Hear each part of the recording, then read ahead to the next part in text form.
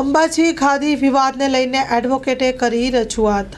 રાજકોટની ગોકુલ હોસ્પિટલમાં અંબાજીના મહંત તનસુખગીરી બાપુના મૃત્યુ મામલે તેના સહી સિક્કા અંગે ગોકુલ હોસ્પિટલ તથા ડોક્ટરો સામે પગલાં લેવા એડવોકેટે કરી રજૂઆત। Story report by Paresh Buddhbhatti. હું હેમા શુક્લ એડવોકેટ જૂનાગઢમાં 43 વર્ષથી વકીલાત કરું છું। તાજેતરમાં જે બનાવ ચાલે છે, ઇસ્યુ ચાલે છે, એમાં જે રાજકોટની ન્યુરોલોજી ડૉક્ટર પ્રકાશ મોઢાની ગોકુળ હોસ્પિટલમાં મહંત શ્રી તનસુખગીરીજીને એડમિટ કરેલા હતા અને એ કોમામાં હતા। તે દરમિયાન અડધી રાતે આઈસીયુમાં જઈ અને કોઈ ડોક્યુમેન્ટ્સ ઉપર એમના અંગૂઠા જે લઈ લેવામાં આવેલા છે, જે હકીકત મહેશગીરીજીએ એમના અનેક વિડીયોમાં સ્વીકારેલી છે। એટલે અમારી દૃષ્ટિએ આ એડમિટેડ ફેક્ટ અને ક્રાઇમ છે।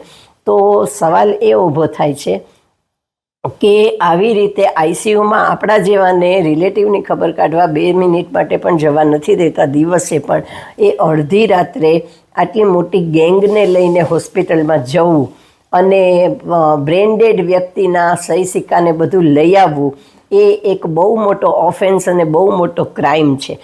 આ માત્ર આઈપીસીનો જ ગુનો નથી, આ એક સોશિયલ ક્રાઇમ છે। કારણ કે કાલ સવારે આપણા કોઈની સલામતી આ હિસાબે આપણી અને આપણી મિલકતની સલામતી ઇવન હોસ્પિટલમાં અને ડૉક્ટરોના હાથમાં પણ નથી। ડૉક્ટરોની મિલીભગત અને સંમતિ વગર આટલા બધા જણા અડધી રાત્રે આવી રીતે જાય એ શક્ય જ ન બને। હોસ્પિટલમાં નીચે સિક્યોરિટી હોય, સીસીટીવી કેમેરા હોય। બીજી સૌથી વધુ મહત્ત્વની બાબત એ છે કે તે વખતે તનસુખગીરીજી જીવતા હતા કે નહોતા। નોર્મલ સંજોગોમાં તનસુખગીરીજી સહી કરતા હતા, હવે આમાં એના અંગૂઠા લેવામાં આવ્યા છે। પછી એ કોમામાં હતા કે નહીં, એ ત્યારે પછી એમની આ અંગૂઠા લઈ લીધા પછી તરત નળીઓ કાઢી લેવામાં આવી છે। એમનું ડેથ કેટલા વાગે થયું છે અને આ ઇન્સિડન્ટ કેટલા વાગે બન્યો, આ બધું જે છે અને કેટલી બધી પૂર્વ તૈયારીઓ સાથે ગયા હશે કે નોટરીના રજિસ્ટર બધાને સાથે લઈને ગયા હતા અને નોટરીના રજિસ્ટરમાં એડવોકેટે સાક્ષી તરીકે સહી પણ કરવી પડતી હોય છે બ્લેક ઇન્કમાં। એટલે આ બધી પૂર્વ તૈયારી સાથે એક જઈ એટલે આ એક માત્ર ક્રાઇમની એક આયોજિત ક્રાઇમ હતો અને એ ચલાવી તો ન જ લેવાય। કારણ કે કાલ સવારે કોઈની પણ પ્રોપર્ટી છે, વસિયત છે, એની સાથે આવા ગુનાઓ બની શકે છે, તો એ બનવા ન દઈ શકાય। અને આપણું મૂંગા રહેવું એ જ આ ખ્યાતિ હોસ્પિટલના અને એના કાંડ ના પરિણામ સ્વરૂપે આવેલું છે। કોકે તો બોલવું જ પડે। અત્યાર સુધી હજી સુધી હું કોઈ પણ પક્ષની એડવોકેટ નથી, કોઈ પણ સંત ની ફોલોવર નથી, કોઈ પણ સંત મારા દુશ્મન નથી, મારી એ લાઈન નથી। પણ આ માત્ર ને માત્ર એક સામાજિક ગુનો છે અને મેં જે કંઈ કર્યું છે એ વ્યક્તિગત મારી રીતે અને મારી ઈચ્છાથી અને વ્યક્તિગત જ કરેલું છે। કોઈના એડવોકેટ તરીકે હજી હું નથી અને એ રીતે મેં કરેલું નથી। પણ આવા ગુનાઓ સમાજમાં ચલાવી દઈ શકાય જ નહીં, આ એક બહુ ખોટો ધડો પડશે। એટલે આવા ડૉક્ટરોને સજા થવી અને હોસ્પિટલોને લાયસન્સ કેન્સલ થવું, એને માટે મેં આઈએમએને અને હેલ્થ ડિપાર્ટમેન્ટ ગુજરાત ગવર્મેન્ટને લખેલું છે કે તમે તાત્કાલિક આ કરો।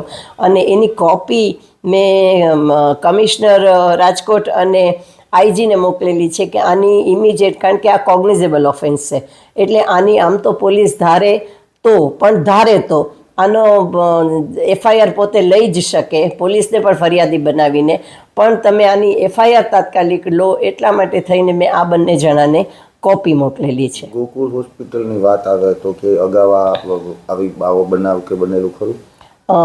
મારે એવું સાંભળવામાં આવ્યું છે કે કોરોનામાં પણ ગોકુળ હોસ્પિટલમાં આવા કંઈક કૌભાંડો થયા હતા અને એના સ્ટિંગ ઓપરેશન થયા હતા અને ડૉક્ટરને સજા પણ થઈ હતી।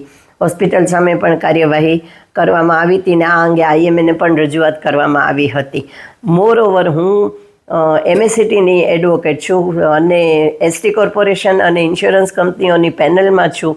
એટલા માટે મેં પણ મોટર એક્સિડન્ટ ક્લેમમાં પણ આ પ્રકાશ મોઢાના સર્ટિફિકેટો અનેક વખત ચેલેન્જ કરી અને જૂનાગઢ કોર્ટમાં એમને વિટનેસ બોક્સમાં તપાસેલા છે અને ખોટા સર્ટિફિકેટો બદલ એમની ક્રોસ એક્ઝામિન કરીને એમની સાથે ઘણું બધું પેલું કરેલું છે। એટલે આઈ નો કે આ લોકો જે છે એ હેબિચ્યુઅલ ઓફેન્ડર છે।